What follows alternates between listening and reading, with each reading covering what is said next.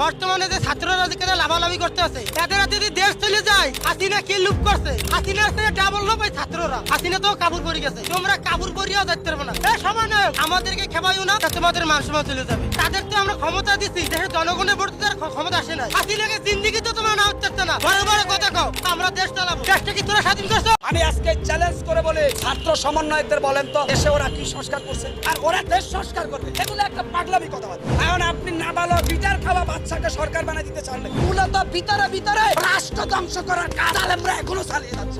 আপনারা ভালো না ভালো সাজার নাটক করেন। নরেন্দ্র মোদী শেখ হাসিনাকে ফেরত না দে আপনার আনার কোনো ক্ষমতা নাই। যারা ছাত্র সমন্বয়ক আছে তারা চাচ্ছে আগে সংস্কার পরে নির্বাচন, এটা বলছেন না? আচ্ছা, আপনারা ওই ছাত্র সমন্বয়কদের বলেন তো দেশে ওরা কি সংস্কার করছে? আরে ভাই, 40 বছরে আল্লাহ নবীদেরকে নবুয়ত দিয়েছে, 40-এর আগে মানুষের মাথায় ভালোভাবে জ্ঞান আসে না। এখন আপনি নাবালক পিটার খাওয়া বাচ্চাকে সরকার বানাই দিতে চান নাকি? সমন্বয়করা আন্দোলন করছে, এটা একটা প্রেক্ষাপট তৈরি হয়েছে আন্দোলনটা খুব অভিমানের থেকে। কিন্তু যদি সাজ্জিস আলম, হাসানত আব্দুল্লাহ, ওই যে নাহিদ ইসলাম এদেরকে যদি রাষ্ট্রের প্রেসিডেন্ট বানান, এই রাষ্ট্র এক সপ্তাহের ভিতরে ধ্বংস হয়ে যাবে। কারণ একজন রাষ্ট্রের প্রধানমন্ত্রী হতে গেলে উনার বয়স মিনিমাম 50 বছর হতে হবে, অর্থাৎ নবুয়তের বয়সটা পার করতে হবে। তাহলে যেখানে 40-এর আগে কোনো নবী নবুয়ত পায় নাই, সেখানে সাজ্জিস আলম, হাসানত আব্দুল্লাহরা দেশের সরকার হবে আর ওরা দেশ সংস্কার করবে।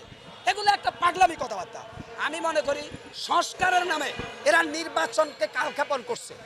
আপনি মনে রাখেন, এই স্বাধীনতা আবার নষ্ট হওয়ার সম্ভাবনা তৈরি হয়েছে।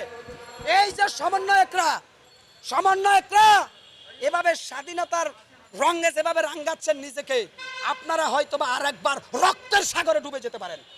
কারণ আওয়ামী লীগের ফ্যাসিজমকে এই দেশের যারা বিচক্ষণ লোক তারা চিনে ফেলছে।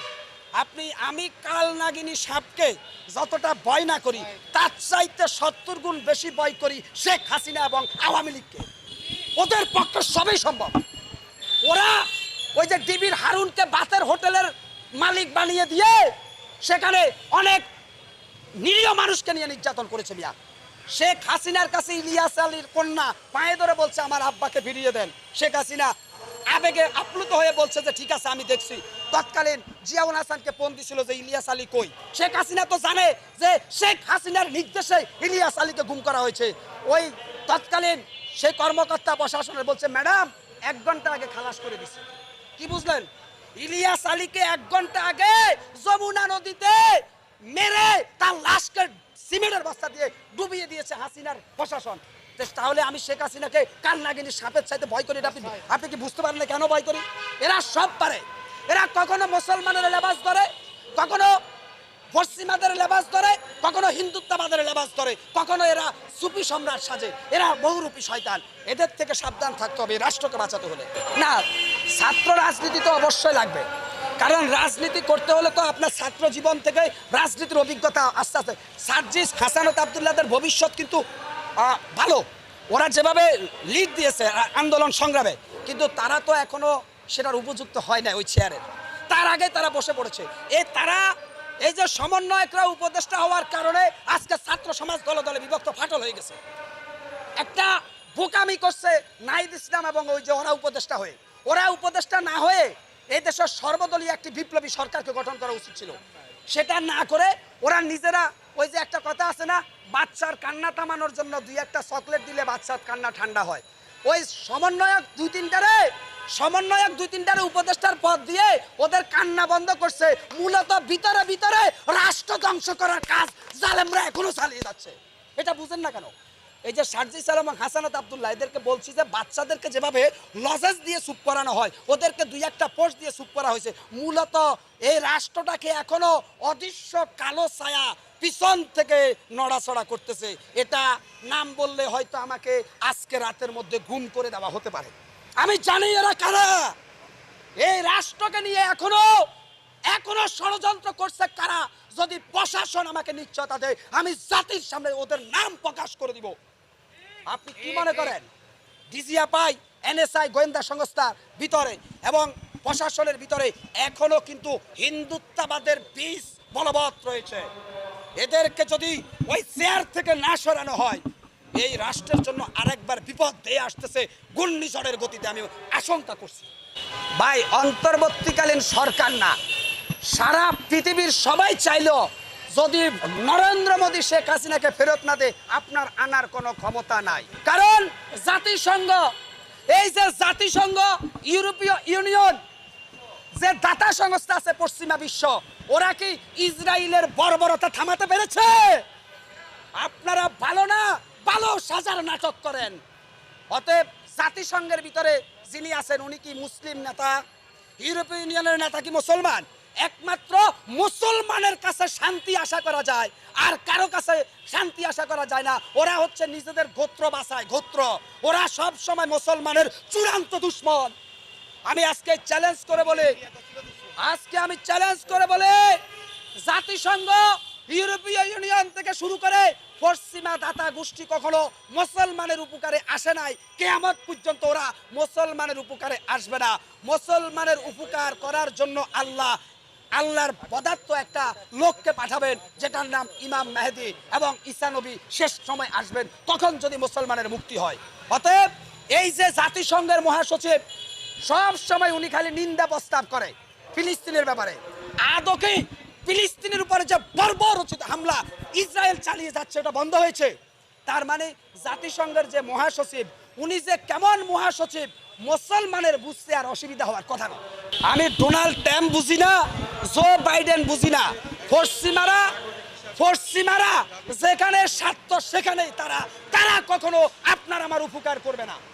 এই ডোনাল্ড ট্রাম্প যেখানে স্বার্থ সেখানে, জো বাইডেন যেখানে স্বার্থ সেখানে। এটা আপনাদের বুঝতে অসুবিধা হয় কেন? ওরা কি আপনার আমার উপকারে এসেছে আগে? কখনো কি আসবে? কেন আপনারা ডোনাল্ড ট্রাম্পের কাছে আপনারা ওই যে ভালো কিছু প্রত্যাশা করেন? ডোনাল্ড ট্রাম্প যদি ভালো কিছু করে সেটা ফ্রান্সের জন্য করবে, ইতালির জন্য করবে, তিনি পশ্চিমা বিশ্বের জন্য করবে, আপনার জন্য আমার জন্য করবে না। কারণ আমরা বিশ্ব নবীর সৈনিক, আমরা ডোনাল্ড ট্রাম্পের সৈনিক না। আমরা আল্লাহর সৈনিক, আমরা কোরআনের সৈনিক। ডোনাল্ড ট্রাম্প কোরআনের বিপক্ষের সৈনিক, সে কখনো আমাদের পক্ষে কাজ করবে না। বর্তমানে যে ছাত্ররা যেখানে লাভালাভি করতে আছে, তাদের হাতে যদি দেশ চলে যায়, হাসিনা কি লুপ করছে? হাসিনার থেকে ডাবল লোপ এই ছাত্ররা। হাসিনা তো কাবুর পরে গেছে, তোমরা কাবুর পরিয়াও দেখতে পারবে না। এই সমন্বয়ক, আমাদেরকে খেপাইও না, তোমাদের মান সম্মান চলে যাবে। তাদের তো আমরা ক্ষমতা দিচ্ছি, দেশের জনগণের ভোট তার ক্ষমতা আসে না। হাসিনাকে জিন্দিগি তো তোমরা নাও করতে না। বড় বড় কথা কও, আমরা দেশ চালাবো। দেশটা কি তোরা স্বাধীন করছো? আমরা 28 অক্টোবর অনেক রিক্সাওয়ালা ভাইরা রাজপথে খাটছি কি লিগে? আমরা হাসিনাকে কি লিগে দাবাইছি? দেশের জনগণ শান্তিতে থাকার জন্য আমরা খাটছি। আমরা আওয়ামী লীগের কি জন্য গড়াইছি? আমরা দুটো ডাইল ভাত খেয়ে যেন বাঁচতে পারি, এই লিগে হাসিনার আমরা গড়াইছি। হাসিনা সিন্ডিকেট ভাঙতে পারে না দেখি হাসিনার বিরুদ্ধে আমরা অ্যাকশন নিয়েছি। বর্তমানে যে সিন্ডিকেট যে কথা হইতে আছে, এই বৈষম্য ছাত্ররা, এর তো আল্লাহ দেশ স্বাধীন করে নাই। যদি ঢাকা শহরের রিক্সা চালক যদি না হইতে, তা জিন্দিগি তো হাসিনা না উঠতে না। তারা আজ যে বড় বড় কথা সমন্বয় করা, সমন্বয়ক, দেশটা কি তোরা স্বাধীন করছো? এবার তোরা কি টাকা, তোরা 6 মাস অন্তর 2 মাস পর তো একটা পাতারও গাড়িতে চলো, টাকা কিলো তোর বাপের দেশে কামাই করছে। আজ কত সিন্ডিকেট আমরা বাজার করে নিয়ম করবো। বর্তমানে সরকার সিন্ডিকেট এখনো ভাঙতে পারে নাই। তারা বড় বড় কথা উপদেষ্টারা বিএনপির দোষ দেয়, জামাতের দেয়, ও কথা। আরে বেটা, তোরা সিন্ডিকেট ভাঙ, চাঁদাবাজ বন্ধ কর। তোরা সামান্য অটোটারে কন্ট্রোল করতে পারে না, তোরা দেশ কি কেটে পরিচালনা করবি? একটা প্রশ্ন, এই জবাবটা প্রশ্ন আমার কাছে দে ভাই। তোরা দেশটা অটোটারে ঢাকা শহর থেকে মহানগর থেকে কন্ট্রোল করতে পারছ না বাজি, তোরা কি কেটে দেশ পরিচালনা করবি? আমার দ্বারা এই উত্তরটা উপদেষ্টারা যারা আসো মন্ত্রণালয়, উপদেষ্টারা আমার কাছে প্রশ্নটা দে। হাসিনা আমল তো অটো চলছে না? হাসিনা তো মেনুর অটো সৌরা পারমিশন দেয় নাই। হাসিনা আমল অটো আন্দোলন করছে, এখন অটো চলে কি? হাসিনা আর 21টার পারমিশন দিতে তোমরা 8টার পর উঠবা, 8টা 9টার পর উঠবা। আর এই অটো মেন রোডে 8 লাখ অটো আছে, 8 লাখ অটো ঢাকার মহানগরে। ঢাকা শহরে জাম কমাইতে হলে আগে অটোটাকে নিয়ম করে মানতে হবে। ওরা অটোর মধ্যে চলুক, আমরা চাই না অটো বন্ধ হোক। পেটে লাথি মারিয়ে আমাদের বড় তাদের পেটে লাথি মারি আমরা বড় রকম তা না। তারা 8টার পর উঠুক, তারা দিনবেলা উঠলে আমাদের রিক্সাওয়ালারা যা আছে আমাদের ইনকাম আকাশ চলে যায়। 50 টাকার আবার আর 20 টাকা দিয়ে চলে যায়। পুরো বর্তমানে যে অটোগুলো শাহবাগের রুটটা বন্ধ করে দিয়েছে, সচিবালয়ের স্বামীদের রুটটা দিয়ে বন্ধ করে দিয়েছে। তাদের তো আমরা ক্ষমতা দিছি, দেশের জনগণের ভোট তার ক্ষমতা আসে নাই। তারা ক্ষমতা আসছে কি লিগা? এত যে ছাত্র ভাইরা, রিক্সাওয়ালা ভাইরা সাধারণত মারা গেছে, তাদেরকে আমরা কি দেওয়ার জন্য কি হাতের কি ক্ষমতা বসাইছি?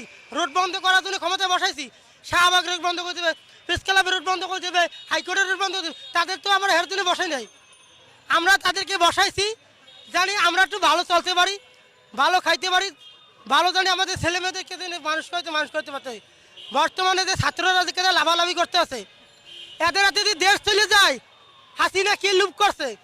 হাসিনার সাথে ডাবল লোভ এই ছাত্ররা, যে করে সমন্বয়ক যারা আছে, উপদেষ্টারা চিন্তা করতে আছে আওয়ামী লীগরা এরা বাইরে বাড়িগাড়ি করছে।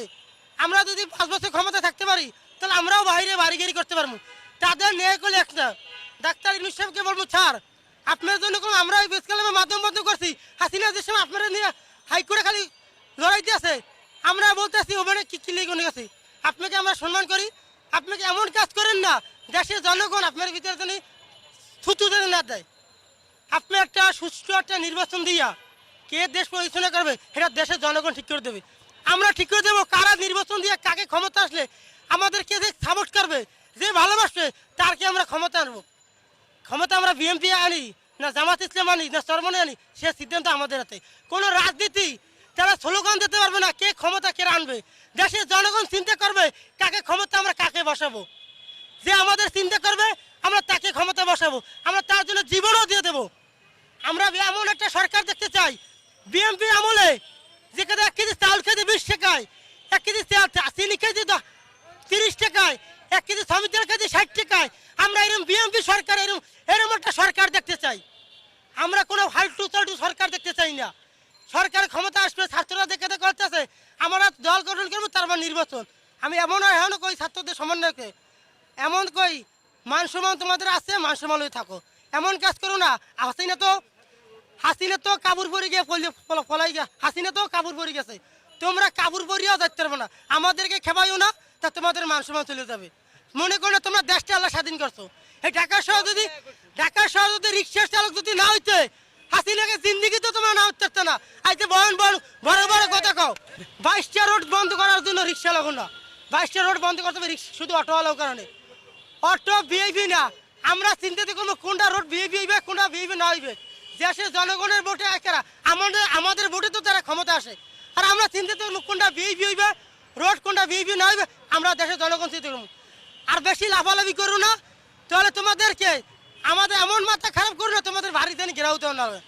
হাসিনা আপাই তো তার মান সম্মান চলে গেছে, তার মান সম্মানও যায় না। আর তোমাদের এমন কাজ করো তোমাদের মান সম্মান তোমরা তো না। তোমাদেরকে বলি, বারবার বলি, সিন্ডিকেট ভাঙ্গো, তোমরা সিন্ডিকেট ভাঙতে পারো না। তোমরা দেশ পরিচালনা করবে কেমন করো। বর্তমানে জায়গায় আওয়ামী লীগের সিন্ডিকেট, এই সিন্ডিকেটে ভাঙতে হবে। আর তোমরা বড় কথা বিএনপি চাঁদাবাজি করে, ও চাঁদাবাজি, বিএনপি ক্ষমতা আছে, চাঁদাবাজি বন্ধ করতে পারো না, চাঁদাবাজি বন্ধ করতে বড় কথা বলে আমরা দেশ চালাবো।